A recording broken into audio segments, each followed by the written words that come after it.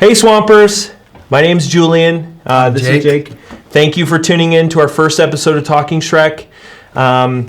We've been huge fans of Shrek for a long time, and really this platform is a place that we can discuss, watch the movies, and really make Shrek more than a movie, but a real outlook and a lifestyle. And a lifestyle, a point of view that I don't think has been seen in the world before. We really want to take a different angle and bring something valuable to the Shrek community. You nailed it, Jules. We're going to be peeling back all the layers of this onion that we call the Shrek dynasty. It feels inappropriate to even call it a trilogy. I'd call it a dynasty at this point.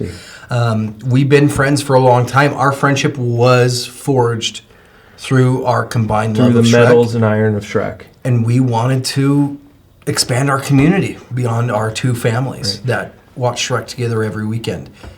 And here you are. This is what it's about. So if you want to tune in, you can follow along. We're going to be starting with Shrek Movie 1. You can follow along. We're going to be playing it, and we're going to be discussing really the psychology, the breakdown of the lore and myths. And we're going to be having experts from every facet of life. Experts. We're going to have other Shrek aficionados in here. We're going to be having a couple of scientists, doctors. We even have on the roster a swamp and botany expert coming onto the pod as well. So this is going to be deep. Thank you for tuning in. Let's get going. We're going to be starting where it all began. In the swamp. In the swamp. When if you remember correctly, and feel free to hit play now. Right where it starts, the storybook opens, okay? So let's start there. Hit play. We just hit play. There's an ad, of course, so we're kind of watching that now. Well, so during our weekly Shrek trilogy that we get our families together and we rewatch the trilogy, I think the first thing that came to mind is we went into this trying to be as unbiased as possible, really taking it from the viewpoint of a first-time viewer. Go ahead. Yeah, we're big fans of the book. So when the book came out, we both read the book. We actually didn't know each other at that time. We were both huge fans of the book. So when the movie came out, it was a pretty big deal. I mean, I think we can all agree that when Shrek came out, it really shook the world and shook the culture of America. I think before Shrek came out, America was a lot different. Once Shrek came out, a lot of things changed and culture was brought in. Right. And so we went into this movie not knowing if it was a good change or not. So that's, we were unbiased when we first watched this. And I mean, I couldn't put it better myself. This Shrek belongs in the zeitgeist of 2001. A lot of people think it was, in fact, 9/11 that brought us together as a country. Mm-hmm. These two events were 2 months apart. You tell me which. Mm-hmm. Right, yeah, and some argue that 9/11 didn't have as big as an impact as the first Shrek movie did. Of course, we're comparing an awful tragedy to something beautiful and amazing, but I think as much as 9/11 was a tragedy, Shrek is a victory. Mm-hmm. A victory that we really needed that year. So let's jump in. I mean, obviously we see the DreamWorks boy fishing off the moon. Iconic. Iconic. The first thing that we realized going into the viewing last weekend was, like you mentioned, the storybook. Now we're going to go ahead and pause it. The storybook. We see the pages, right? The pages flipping. You think, oh, this is going to be a very formulaic, run-of-the-mill story. Yeah. There's going to be a beginning. There's going to be a struggle. A princess gets saved. Happily ever after. Right. The first line is, once upon a time, there was a lovely princess with an enchantment. Only true love's first kiss can break that spell. So we really get into Once upon a time, there was a lovely princess. But she had an enchantment upon her of a fearful sort, which could only be broken by love's first kiss. Okay. She was locked away in a castle, guarded by a terrible fire-breathing dragon. Many brave knights had attempted to free her from this dreadful prison. So let's stop it right there. So we get into this fantasy world. The first thing we find out there's a princess. Classic storybook fantasy layout here. We find out that there's a dragon guarding the princess. And a dragon could mean fear. It brings fear, catastrophe, and that kind of shows maybe we're about to get into some chaos here. Right. You know, that's what a dragon, I think, symbolizes the most. And it's pretty basic story right now. There's not much we know. You've read it before 1,000 times. Your chances are your mom's told you something very similar before bed. Right. It's very simple right now, which is fine. It hasn't really jogged my noggin yet with anything in particular. Hold right on. Hold that thought.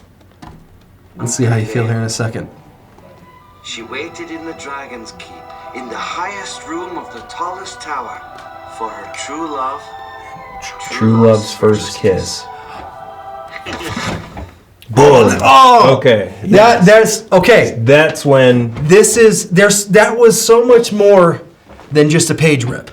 Yeah. So if you're following along, if you're not, Shrek is narrating the story so far. You realize he's flipping the pages of this book. Is this his story? He's narrating the story of his voice. Shrek, Mike Myers, is narrating his own story right now. And then we see, the classic story we talked about, and then Shrek's hand comes in, his green hand, and rips the page of the storybook. And this is where it gets really, really, really, really fun. Really fun. Really fun. He, by that simple gesture of ripping out the page, he's telling us this is not your typical story. Yeah, right. He's an iconoclast. Which, if you're not familiar with the word, you flip people's traditional beliefs on their heads and you give them a new viewpoint. And this is what he's doing right now. And it is really, really, really, really, really fun. Right. He's, like you said, he's really taking the story literally and figuratively into his own hand, and this isn't for me. This isn't for me. I reject this reality. Oh, man. Which is so deep, really, because we all live in these domes of reality. And we all have these beliefs that are drilled into us and indoctrinated into us. And Shrek is strong enough that he is able to reject that reality. Hey. I could have said it better myself. Let's keep moving. And of course, the iconic Smash Mouth. Somebody once told me. Somebody. Emphasis on body. This is new. This is fun.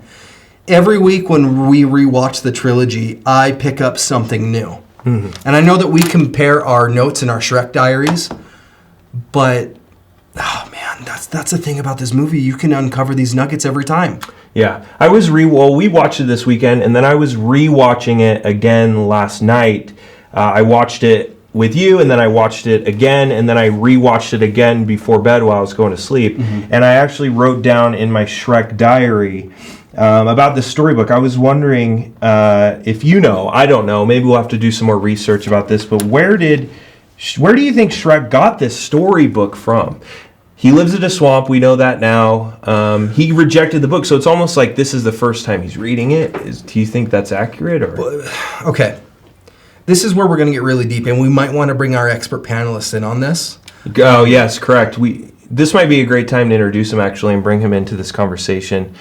Professor Albright, is it? Ulrich. Sorry, Professor Ulrich. Fine. Come on in. Step into the swamp. Come step right into the swamp here. So under all these wires. Professor Ulrich is a professor at. Well, I'll let you introduce yourself. Go ahead. Very well. I am Professor Ulrich. I am from Heidelberg Community College in Germany, and I am a professor of psychology. Wow. Thank you. Wow. We actually invited Professor Ulrich. Ulrich. Okay. here. We flew him out from Germany. He is a professional psychologist. We felt like we really wanted to get a very outside perspective of Shrek. Now, again, it was our belief that you had never seen the Shrek trilogy before us contacting you. I have seen the original in 2001 with my children. I took it as a time to not have to speak to my wife. I am happily divorced now, thank God, and allow my kids to think I'm cool for a moment. That's just all it was that for me. tough for you? The divorce? No, like I said, very, very happy. Oh, congrats. Okay. Oh, congrats. Congrats. Thank you. Very good. So we hired Dr. Ostrich. Albright? Albright? Yes. Those are whatever you wish to call me is fine. Okay, the at this professor. point. So we hired him to watch 100 hours of Shrek and Shrek-related content and give us, again, his unbiased yet very informed psychological opinion on some viewpoints. So we'll bring you in and out of the conversation. We're going to ask for some of your insight. Right. Really just give it to us straight. Very well. And he's not, for our viewers out there, he is no joke. We took out multiple credit cards to pay for his flight, to pay for him to be here, and to do the research he's done. So this is going to be a And real yet, no in-flight eye-opener. meal. No in-flight meal was received. Yeah, Southwest did. I didn't even know Southwest flew to Germany. Yeah. In Germany, we call them Southwurst. Oh, so Not to be confused with the sausage. Like a bratwurst. No, not to be confused. Not. Not to be confused. They're the worst, is what I'm saying. well, it was very happy. expensive, so Yeah. Could fool me. So let's dive right in back on topic here. So I guess back to the question why we brought you and introduced you here now. The storybook. I think it's clear in the film that Shrek has never read this storybook before, and I want to know what you think about it. Well, to ignore the facts that this is a story about something that has happened very recently, yet someone has managed to not only publish, but widely distribute this story, which of course it is about Princess Fiona, as we'll know. And so ignoring that completely, the logistics of the matter, the book is another way that this film parodies classic Hollywood films, such as the Disney films it is clearly trying to spoof, if you will. Very derivative, but I will say, in the way he rejects reality, such as yourselves, always seeming to reject reality, it forces us to realize that this film is different than the typical Disney fare. And what do you think about the book, Jake? About him reading the book? Yeah. I'm going to Let's get take a your very take. high level on this, and something that you, Dr. Ostrich, have probably never heard before. I guarantee I have not. Who has the power to write their own story, rewrite history, and view it from almost a creator standpoint? I guess those famous enough to receive an autobiography. No, let's go a couple levels. You're on level 1 right now. This is a 20-story building. I subscribe to the idea that someone would have to have omnipotence to be able to view their story, the future, things that may have been, things that will yet come to pass. And are you saying Shrek is omnipotent? He's an ancient being. Yeah. He has to have been an ancient being. Shrek is an ancient being. He's been in the world for maybe tens of thousands of years. It's really hard finding real data on this and how long ogres actually live. But we do believe, and I think Shrek is more of an omnipotent creature in this story and someone who knows a lot more than they lead on to know. Yeah. Well, and I think it also, and I don't know if you know anything about quantum physics as well, if it was an elective or anything, but time is relative, and all of time can be happening at the same time. There's parallel universes, there's quantum time, right? A person to be able to view their entire life story in one sitting and change it on a whim. I love that. Time is relative, and time is relatives. It's always around you. Sometimes you don't agree with it. Sometimes you do. I love that. What Give us your thoughts. My thoughts on Shrek being some type of god? Well, Whoa. there's one God. But, Maybe. yeah. Maybe something along the lines of time and relativity. Maybe your opinion on Shrek? Do you think he's been around? Do you think he views time the same way a human being does? Based on Shrek's reaction shot in this paused still, he looks disinterested in the book, his life, and anything that's going on. So to insist that he is somehow omnipotent and knows exactly what's happening and what is about to happen to him, I would have to disagree with that notion, yes. Great.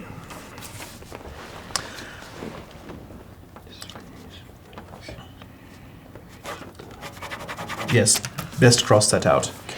Okay. All right, let's Let's keep rolling. Let's keep rolling. There's a lot to unpack here. Do please. So again, we get we're here the in the movie swamp. opening on the note, Smash Mouth. We're at the swamp. Something we're going to notice how lovingly and adoringly he looks at this disgusting, mucky, muddy swamp. Yeah. But he embraces it. He's taking a mud shower, gargling it. Gargling it, spits it out, credits. I love the credit. Let's pause it for a second. I just want to say thank you to DreamWorks and thank you guys for putting in so much work on this beautiful scene with Shrek in the swamp. It's so cool and so fun. So fun. But yeah, I think that's a good place to pause it for a second. So Shrek's in the swamp. He bathes in the swamp. The song goes. There's a beautiful scene of him with, somebody once told me the world was gonna roll me. Roll. Or is it rule me? Roll me or rule me? I don't think do anyone. they even Roll me or is it rule me? Somebody once told me the world was gonna roll me. Roll me? Well, Do you want me to check the internet? Mitch, would you check? Yep. Is somebody Mitch? else here? Mitch.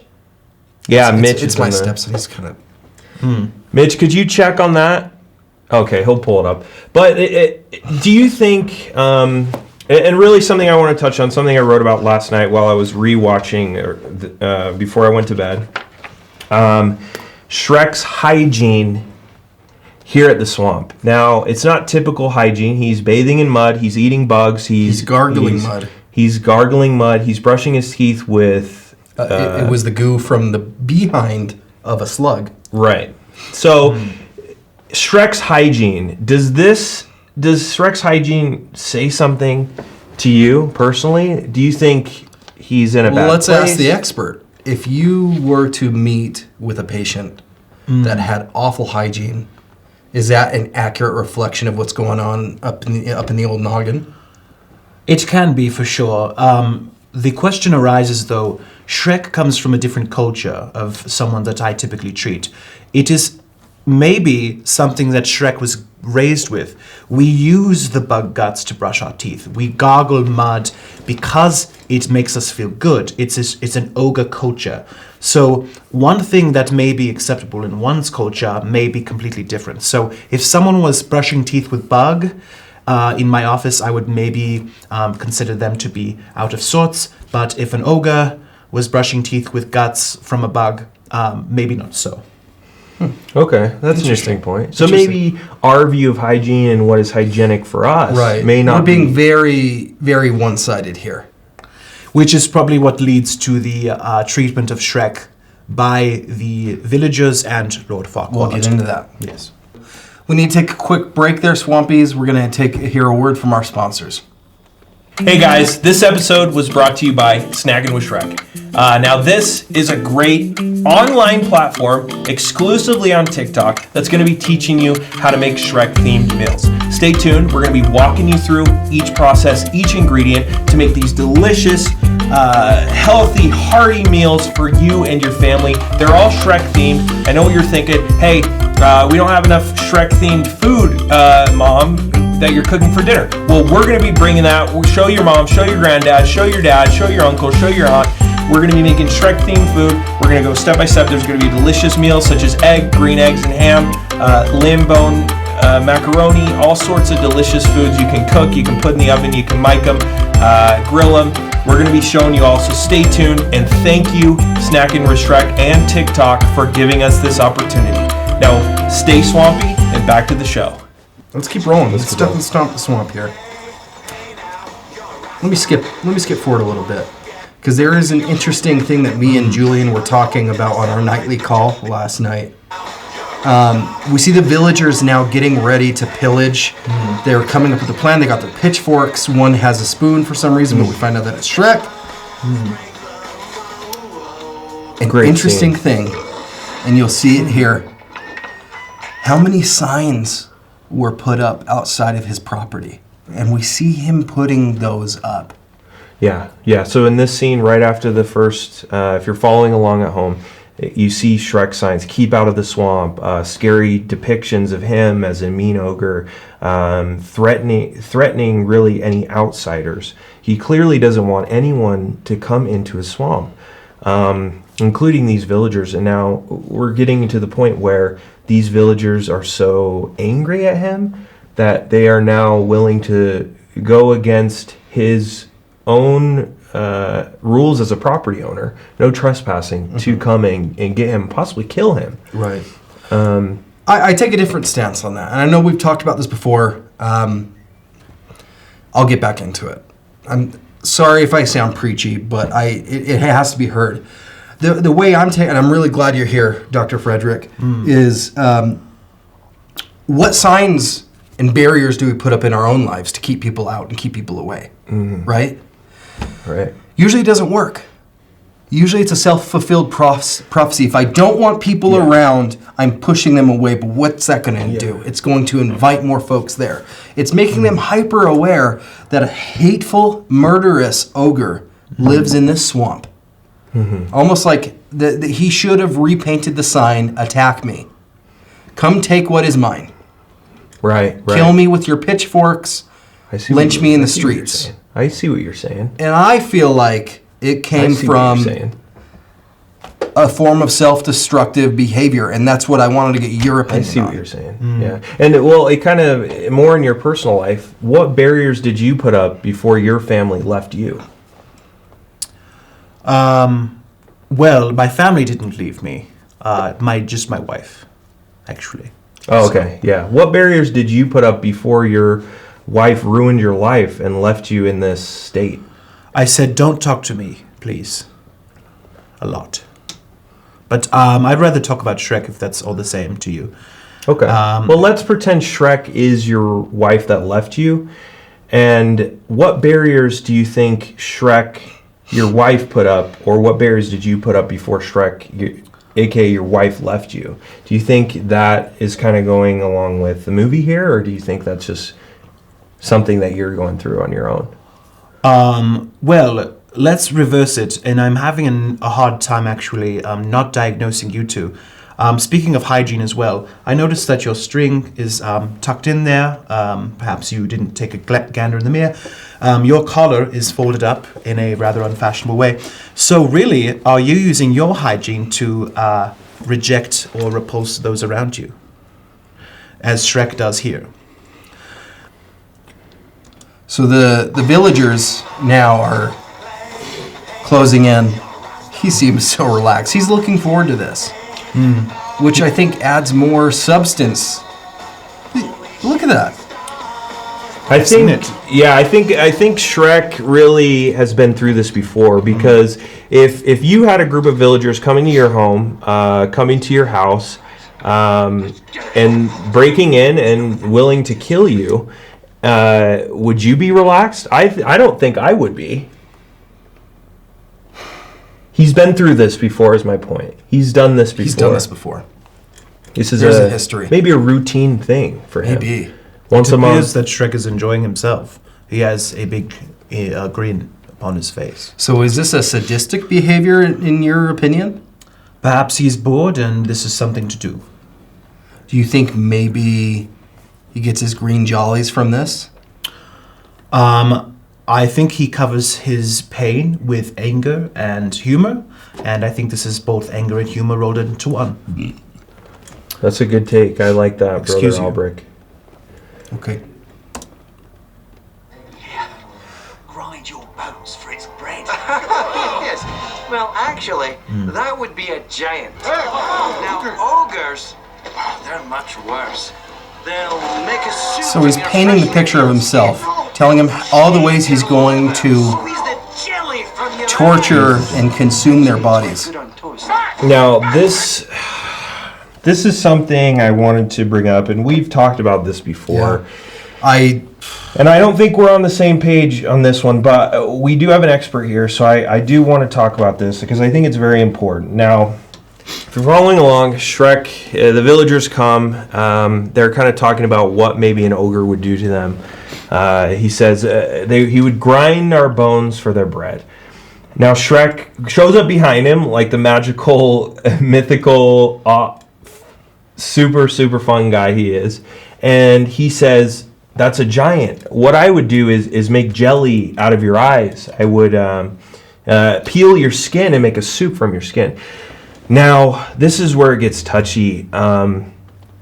If you were going to make a soup from somebody's skin, that's just morbidly obese. And correct me if I'm wrong here, but a nice soup takes a lot of effort. There's a lot of dry runs to it. There's a lot of trial and error. So, I knew you were going to get into this today, man. So I think, and this again is just a theory that we might disagree on, I think Shrek, and the reason the villagers are coming to Shrek's home at this time is because Shrek, he even admits it in my opinion, he has made and cannibalized human beings. Made soup, made jelly. Okay, no. Are We're not there- going... It's an intimidation tactic. When you were playing football in junior high and you say, we're gonna cream the other team. I didn't play we're football gonna kill in junior high. Big surprise. curling, hockey, whatever. Chess. We're going to cream the other team. We're going to beat the other team. We're going to kill them. We're going to smash them. Did you literally do those things? You didn't. So to say that Shrek is a murderous being that literally consumes the flesh of his neighbors. I think he says it's delicious. But there are, you're not understanding the implications. There are certain irredeemable qualities to a person, not even just to a story, but to a person, there is no coming back from. Would you want to see a movie where Ted Bundy takes up Captain America's shield and goes forward with valor? No, he's irredeemable. But this is the thing: is Captain America intimidated people, and he never said, "I make soup out of your skin." Because it was all an intimidation tactic. You're getting off point. Can I just interject and point out that he did, in fact, eat an eyeball only moments ago on camera? See, There's no That's what proof I'm that is a saying. human eyeball. We saw him eating slugs. This is a cartoon. The slug's eyes were the size of grapes. Who's to say it wasn't a slug? Even if it is not a human eye, it does not dissuade the audience from proceeding with the story, regardless. So the fact that it is irredeemable... just as much as it's not an eye, we can't prove that it's not a human eye. We can't prove that it's a slug eye. We can't prove that it's... In my opinion, I think the reason the villagers are there, and let me say this, and then you can tell me why you think they're there. But I think what makes the most sense, Shrek, months or years before, or even weeks before, went out to the village, kidnapped children, women, whatever, neighbors of these villagers. He brought them back to his swamp. He made jelly from their eyes. He ate their skin. He made rump roast out of their ass. He did all sorts of disgusting things, killed these people, ate them, and that is why they are at... that's why they're coming after him. And I don't think we should look up That Shrek so would much. imply that these signs are a fishhook. He wants people... Because you're forgetting, the underlying theme is that you can't judge a book by its cover, and he did not deserve the abuse and harassment he was getting from his neighbors. So that means that all of this would be warranted if what you said is true. But so should we? And I think this might be a little broader than maybe we want to go right now. But I did want to bring this up since we started it. If I am correct, and he has been eating human beings, should we root for Shrek? He could, and I'm not saying he is. I love Shrek, and I respect a lot of qualities about Shrek. He's a good father. He's a strong man. He's very honest. But he may have eaten human beings, and if you look at that past, we can't give so much credit and root for Shrek so much at this point because we don't know that he's not eating and murdering people. That's all I'm saying. If not eating and murdering, why are the people after him? That is what I wish to ask. Right, and It comes my back question to what for I you. said. The signs that he puts up to push people away, he sincerely wants them to go away. It's a self-fulfilled prophecy. They're showing up. He's inviting the hate. Is it perhaps they just wish to have indoor plumbing like Shrek? Because he clearly flushed the toilet earlier. No one brought that up. I think you're looking too deep into this. No, I don't think these people are covetous. I mean, they're peasants. I don't think they mind pooping outside in a hay bale. Yeah, I don't think You don't know what you don't know, right? You Right. can't miss something that you've never But experienced. someone who brushes their teeth with bug likes to poop inside? Well, clearly he does. Maybe. I think you're looking too deep into this, Professor Albright. I think we need to skip back to the. Let me come out here.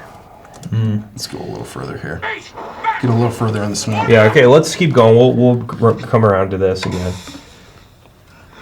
See, and the thing is, with one simple gesture of licking his fingers, putting out the fire, and just doing an intimidation yell, he scares them away. He clearly doesn't want this fight that you're claiming he wants. They're gone after this. This is the part Where you run away. This is the part where you run away. See, now we're really getting into it here. I know you're thinking what I'm thinking. This part takes me back to the magic I felt in the theater. Yeah. Let's pause okay. it. Sorry, guys. Let's pause it right there. Yeah, Were you gonna say something? I have a new theory. Okay. Perhaps the reason they are after Shrek in the first place is to receive the reward for the fairy tale creature that is Shrek.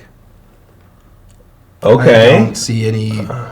I think I agree. Well, we'll get into that's going to be coming up here in a second. That's a very good point, and we're going to address that, Mr. Albright. But before I was interrupted, Were you? this was the part I think in the movie where me and you really felt the magic jump off the screen. Yeah. Let's rewind The year's it. 2001. Okay. 9/11 is a sore spot. We just got into the new millennium. We didn't know each other at this point, by the way.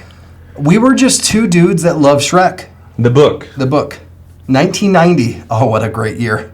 We had no idea each other existed. I honestly couldn't find a community. Tell them how we found each other. What did you do? So I was going to go see Shrek opening night, of course. I dressed up as Donkey, one of my favorite characters. You used real Who's fur, not too. featured in the book, but okay. I dressed up as Donkey, who I knew was going to be in the movie because I looked at the backstories. Mm-hmm. Thanks, Mr. Albright, for giving your opinion on that. You're very welcome. That's why I'm here. And I needed someone to go with. I was recently, my wife left me like Professor Albright's wife and kids left him. And I'm sorry, how old were you? Hey, can I talk to you over here for a second? I think I'm in trouble. Just hang out. Just hang out there for a sec. I'm going to text my girlfriend. Are you sure about this guy, man? This is not what I had planned on. I don't. We should just give him another chance. But I sold my car for this. Dude, how do you think I feel? I sold Fiona's Nintendo Switch that she earned herself. Did she? Pulling weeds. Does she know? No, she doesn't know. I just told her it's in the Nintendo Switch shop, getting fixed. Well, my wife doesn't know about the $20,000 credit we put out, so this better work. We gotta make it work. We gotta get it. Okay, dude. No, let's just not throw questions his way, dude. Because obviously it's not welcome. Okay. Yeah, so Sorry, man. wasn't that real cool this weekend when we were hey, Sorry, man. Thanks for about being that. Thanks for being here. You're doing a great job. So, yeah. That's all right. Thank you. So I was going to go see Shrek. I didn't have anyone to go with. So I put out an ad on Craigslist. I said, what did I say? You said Shrek lover looking for Shrek lover platonic only. Platonic I friends only. was sold. I thought you were catfishing me. I thought this is the perfect friendship. There's no way anyone is in.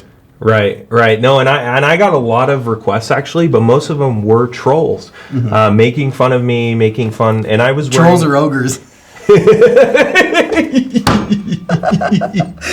Yeah. Yeah. So, but anyways, you respond to the ad immediately after talking to him for maybe 10 minutes. I was like, this is my guy. Do you remember the night? So opening night. Show up at the theater. November 27th, 2001. You picked me up from my house. Picked you up. In my Shrek costume. And I was Donkey. That's when it really sealed the deal for me. I was like, this guy's serious. This guy is someone I need to know, someone I need to get connections with. Yeah. You remember I couldn't even fit in your car. You had to put your moonroof down. You remember why? Yeah, because you're... In the 9-inch lifts in my shoes, the layers in the ears, all of it added up together damn near 8 feet out the door. He was almost 8 feet tall with his Shrek costume. He had full stilts. He had all the garb, the classic vest. He had the ears. He had the skin. He colored his skin. He went all out, and that's... I even gained a little weight. For the part, yeah. Yeah. We just wanted to make it as authentic as possible because this moment had been in my head for 11 years. We show up to the theater. We get our popcorn, which again, we always have our green food coloring, edible food coloring. Got some green in there. Was there a line for the movie? Was there a line? Have you ever seen Shrek? I'm starting to think he hasn't even seen Shrek. I said I did earlier in he watched 100 Well, we hours. paid you a lot to see it, but did you? Yes, I've watched the saga. Yes, I watched the Shrek saga. I've studied the... Okay, so we show up at the theater. There is a line. So we got our Mountain Dews. I'm sorry, watching 100 hours of Shrek does not let me know that there was a line at Shrek 1. I'm asking, it was opening day. It was an honest question. Well, if you've seen the movie, you would know there was a line because of how... Do you watch Phantom Menace and think, oh, no, they definitely lost money on this line? What is that? Sorry? So, Diet Mountain Dews. Diet Mountain Dew, we had our Shamrock green shakes. Popcorn, We Shamrock stuck in Shakes. some Shamrock jammies. We got the green Twizzlers that they had at the time, which we haven't been able to find anywhere. Are we boring you? No, sorry. I'm just doing some research. Okay. Anyway. Oh, man. We get there in the theater. It is go time. Go time. I was so excited I couldn't even... I at one point I was like shaking a little bit like in my seat. Which is funny because the teeth that you had in, the fake teeth, the donkey teeth, would not stop chattering. Yeah. And I remember you reaching over right as we sat down and said, put your hand on my lap and said... It's going to be okay. It's going to be okay. You're ready. Perfect. You're ready for this. It's going to be perfect. And that's... Just then, that pimple-popping usher tapped me on the shoulder. Well, because his costume was so big. Now, this is a hilarious story. I tell at all family gatherings. His Shrek costume was so big, he actually had to take up 2 seats. Not saying we're right, not saying we're wrong, but you wanted to be comfortable. It was necessary. I wasn't going to take it off. It took me 6-7 hours to get it. No. Yeah, so the usher comes over because he's in a double seat. He said there's a single mother with 2 young children waiting to sit down. And I remember what you said. Well, I don't remember exact. I think this is almost 20 years ago, man. You said... It says something like, you son of a bitch. You have no idea how much this means to me. I've waited 11 years for this moment, and I will not have it ruined by a pimple-popping asshole. Oh, his face was drained. His face was flushed. He didn't know what to say. He said something like, "Sir, I'm sorry, I don't know I don't know you. I just work here. There's this family needs their seats.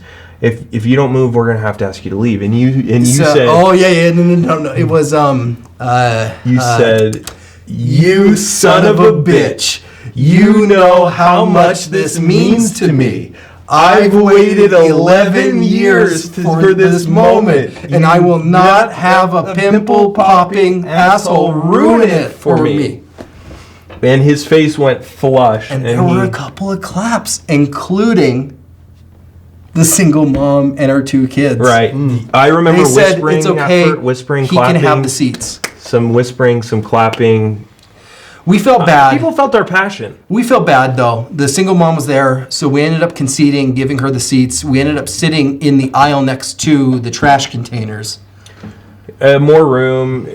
We were there for the movie. The seats are just. It would have been a nice bonus, but we were there for the movie, and that's what's important.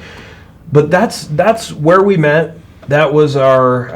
I guess back to where we started with all this. That's how we met. That's when the magic popped off the screen. Do you remember us looking over at each other when Smash Mouth started, and he kicks open the door? The door of that outhouse. And we knew we had arrived. This was the Empire Strikes Back of our generation. This was unforgettable motion picture cinema. And back to the point I made, groundbreaking culture, innovation really shaped the world. But I think this moment we're watching right here, when he puts out the Villager's Light, all that was, sorry to get so off track. Should we just jump back into this one? Let's jump back in it. Please. So continue on your... sorry, did you say something? No. Okay.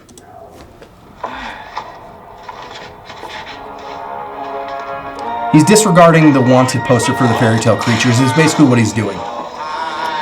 Now this part... Let's pause it right there. This is heavy. So now we're getting into the scene. What you were saying, maybe the biggest and only point that you've made so far that's actually made sense is maybe the villagers were there to collect a bounty on Shrek because he's a fairy tale creature. The kingdom is rounding up all these fairy tale creatures and bringing them into the state government, and they're selling them. They're selling them. So I think right here we can kind of get a picture of the world and maybe talk a little bit about what Duloc is like, what state control they're living under, what tyranny they're going through, so we can kind of paint a broader stroke here into the rest of the movie and ultimately the 3 movies. So I guess my question is, with the power struggle that's going on with Lord Farquaad and Duloc, what events do you think have taken place before this moment where now they're literally bringing in slaves and paying people for fairy tale creatures? That just doesn't happen overnight. Right. They're having neighbors sell out neighbors, and they're essentially taking them to internment camps. What sort of behavior do you think leads to a roundup like this? Traditionally found in dictators or oligarchs in this way is self-loathing or inferior complex. So, for instance, Lord Farquaad is a short man, right? We do not know as an audience if Lord Farquaad is indeed a fairy tale creature or not. It is never determined. Do we know how short he is? I would say he's 4 foot range. 4 foot. What's that in meters? Or for our international audience? 6 meters? 5 meters? That seems a little tall. Seems reasonable. Seems reasonable, right? Mm-hmm. Well, anyway, he's very short. Maybe he has... I mean, he's a very interesting character and something I think we should talk about. A huge main character, the protagonist really in this film is Lord Farquaad. His family, I'm assuming, has been in power for a very long time. And can we confirm that with the research we've done, that he didn't just take power maybe like a Hitler figure or a Stalin figure? Well, right. Well, a king would imply that he comes from a royal bloodline. Mm-hmm. And he is next of kin to take the throne. Dare I say an Aryan bloodline? Is that maybe how the fairy tale creatures and people who look different? Well, Aryan perfection. We got a German here. You got a you have Sorry, no, that doesn't relate. Nazis, Germany. What? What? So he, oh my god. So he's just ruining the vibe. I'm sorry, I'm just answering your questions. Are you German? Yes, Where were Nazis from? Germany, but I was. Not I a know about Nazi. the American Patriots. I know about the South and the North in the Civil War. You don't know your own history? Congratulations. Do you think Lord Farquaad is has an Aryan mindset here? Do you think he's No. Racially profiling these fairy tale I don't creatures? think it's Aryan. I think he is a fairy tale creature himself. I think he has internalized hatred for himself, and I think he is taking that out on the world around him to prove to the normal people of Duloc that he is indeed a normal person. Okay. them. Okay. Okay, Now we're getting somewhere. Thank you. Okay. So there's one more scene I at least wanted to cover that we really were enamored by. Is as these creatures were lined up and getting sold out, Next. this young man sold that witch. What, 30 shillings? Yeah, he sold the. She brings up the witch. She gives her 30 shillings. They take her off in for cuffs. And take her he's off in walking cuffs. away just reveling in the the balloons cash. that he was given. Yeah. Now let's do. Mitch, can you do a? Yeah, I haven't looked conversion? up the conversion today. Mitch! No. Mitch! Off! Headphones. Can you do a shilling to US dollars conversion rate for today, for today's market? Thanks, Mitch. Wow, 30 cents. 30 Not a lot of cents. money. So they were selling this fairy tale creature and this witch for 20 shillings equal to 30 cents. People are selling their neighbors for 30 cents. What sort of economical ramifications would that show? That these villagers are willing to sell their neighbor for 30. I mean, I'll tell you this. I have a couple neighbors I wouldn't mind getting rid of for a nickel or two. Right. But this is a story. Let's dive in a little bit. Right. What sort of implications can you take given Given the economic status yeah, of these folks that would sell I guess soul for 30 cents? with your background, maybe what mindset are these? What has happened to these people? What has to happen to a brain in order for you to be willing to have so little empathy? You sell your neighbor for 30 cents. Well, you would need to start with a poor society. People are suffering with extreme poverty. You would need to have a straw man, which in this case would be the fairy tale creatures, and you would have a plethora of propaganda that is plastered around every village. That's true, and that kind of leads back into that authoritarian, what he's going through. So are they doing this more out of fear or for the financial gain? Because obviously they're not financially gaining much. They're not. It has to be out of fear, man. I would say it is a bit of both. If you are afraid of your neighbor and someone offers you even a small amount to sell them out, you never see them again, they would take that offer. That's very interesting. And now, maybe moving on here just a little bit. If, just hypothetically, if those villagers were able to capture Shrek, and they never would, come on. Look at Shrek. him. Look, he's got the traps. He's got the... How much do you think you Oh could bench? my. 450 at least Easy. on an easy day. On an easy day. Day, We're not 450. talking chalk. We're not talking grips. We're talking like, I did a light workout today. Yeah. Type deal. So if they were able, this is all hypothetical, if they were able to capture Shrek and bring him in, how much do you think Shrek would go for?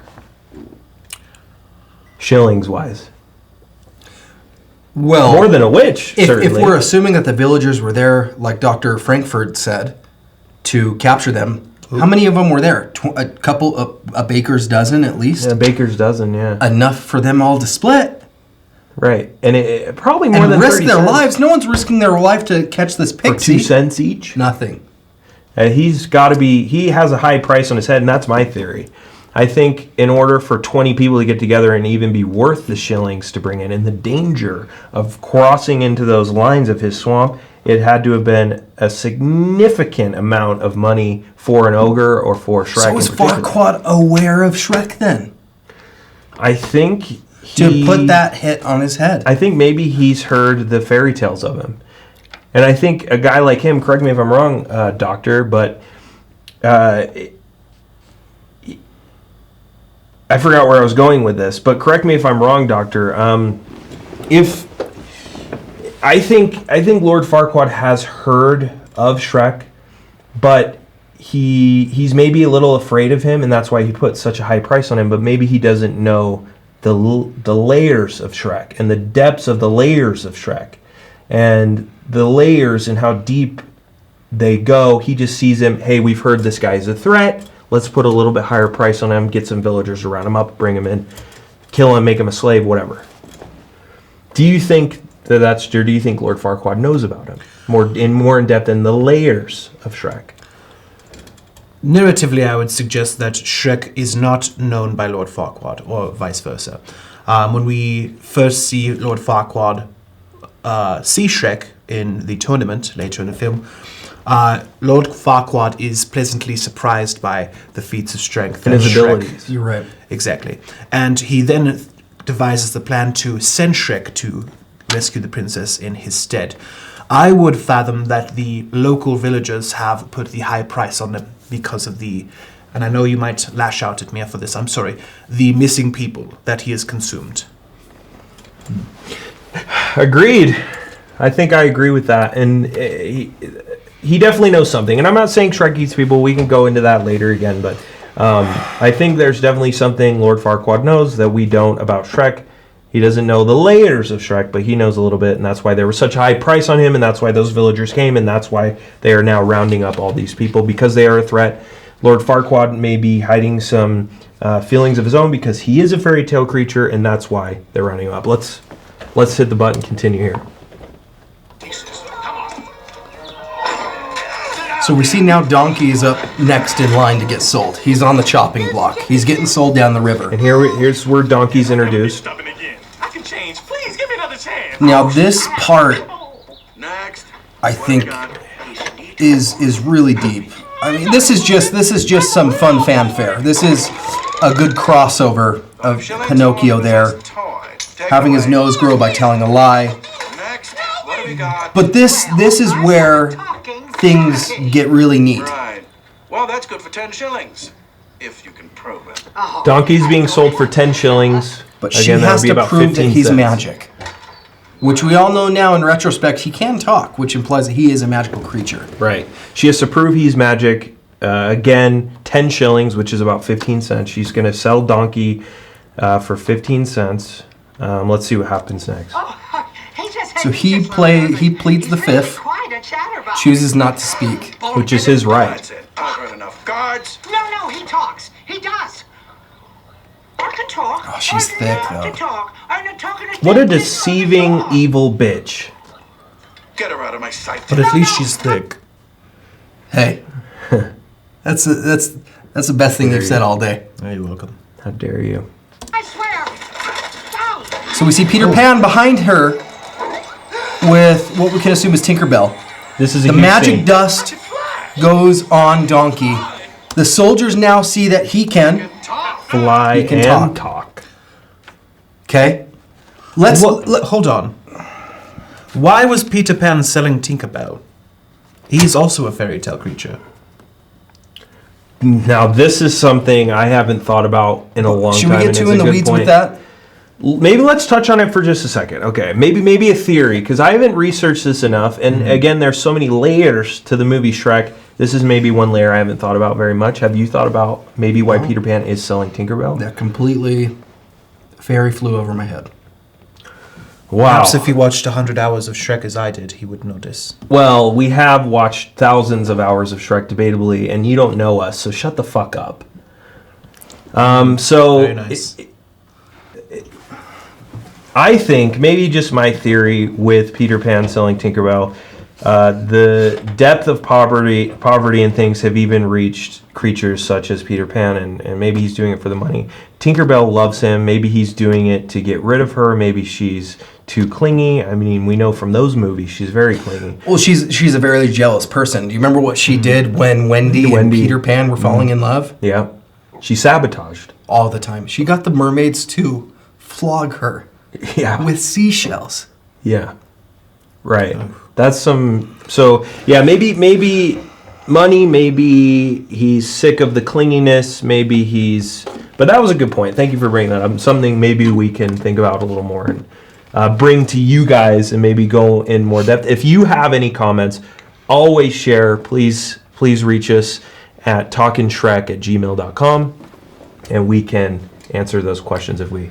Now, this is the last point I wanted to cover. Let me run this back. I want you to count out loud how many seconds Donkey is fully in the air. Me. Yes. Yes, out loud. Very well.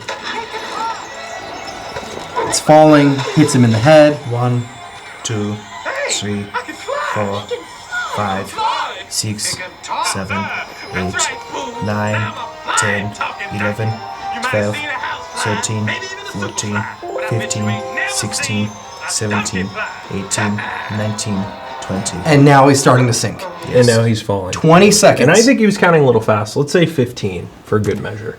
15 to 20 Fiona's seconds. calling me, dude. Fiona's calling you? Something wrong? I forgot to get that green lipstick for her earlier today. Ooh.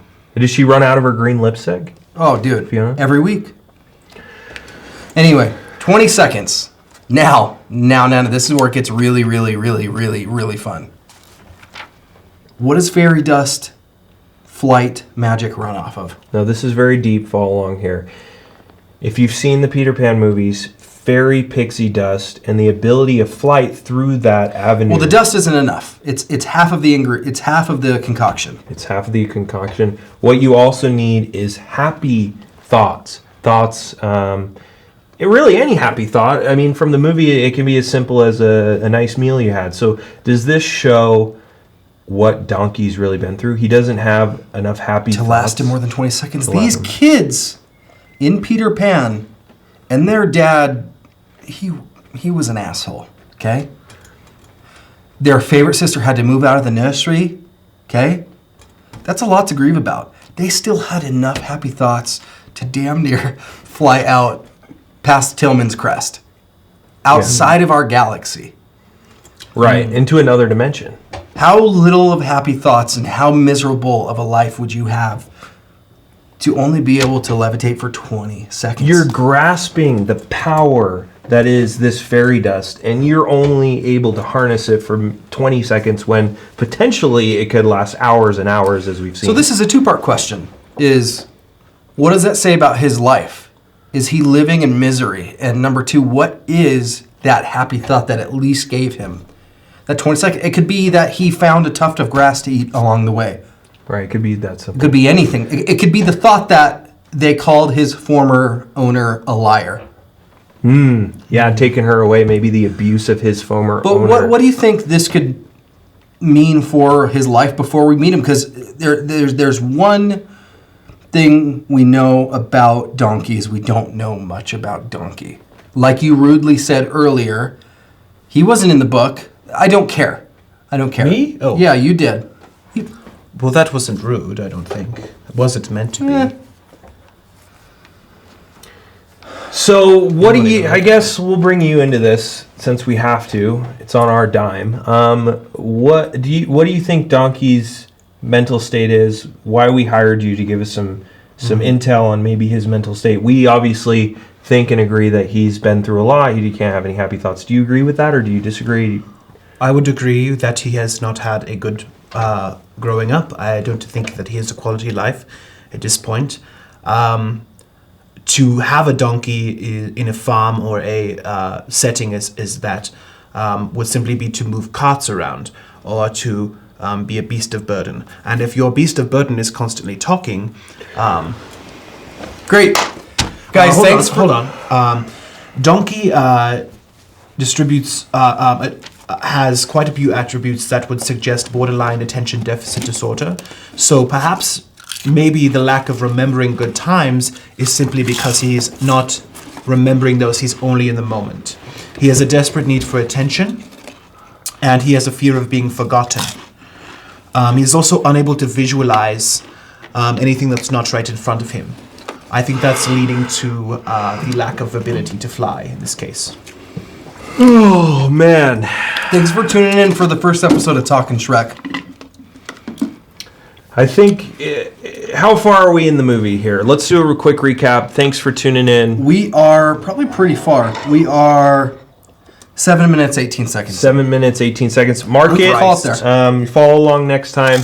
So what we've learned, quick recap. Opening scene, we know who Shrek is. We know a little bit about his psychology. We know the world. We know Duloc. We know a little bit about Farquaad. And now we're just touching on Donkey here a little bit and kind of his psychology.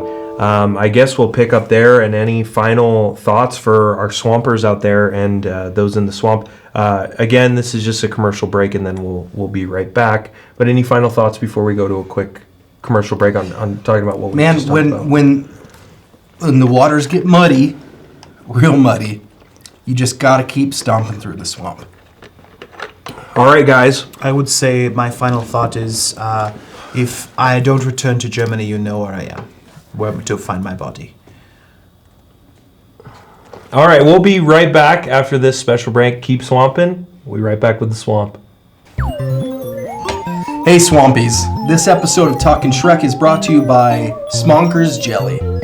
Smonkers is excited to announce their new seasonal release of their Angry Green Jelly. I know me and Jules look forward to it every year, and they make the perfect stocking stuffers. Today, only listeners of Talking Shrek get an exclusive 10% off offer with the order of 12 green jellies or more using the online discount code Farquaad. Again, the online discount code Farquaad, spelled Farquaad. Smonkers, when dry bread just isn't enough. Let's get back into the swamp.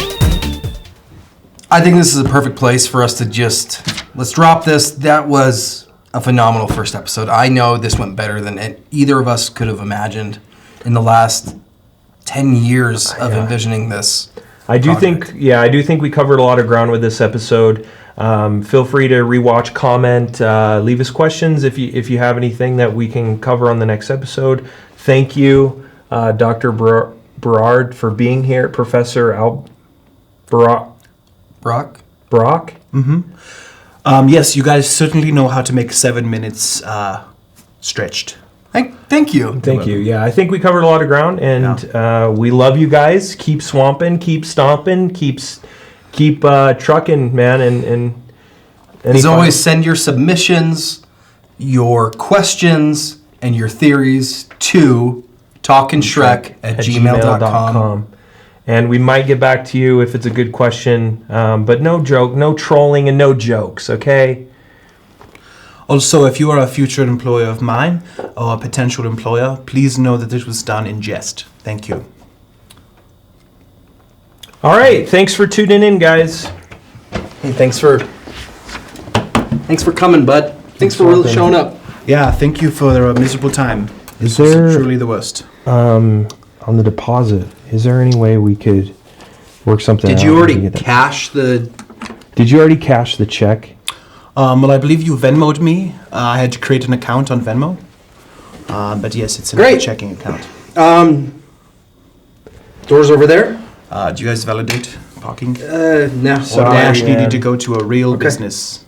Okay, well, It was great having you. I don't know if we're going to have you, I mean, man to man, you did bring up some good points, but I didn't really feel the chemistry between us. And that was just, I thought that was just me. No, I didn't feel any chemistry whatsoever as well.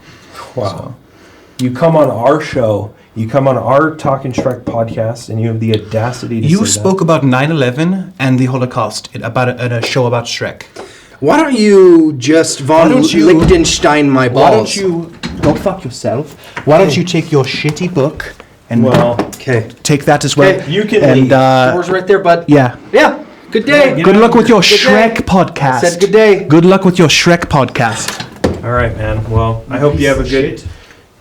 Regardless of what was said here with him, I hope you have a great day and go to hell. Okay. See ya. God, that guy's a fucking dick, dude.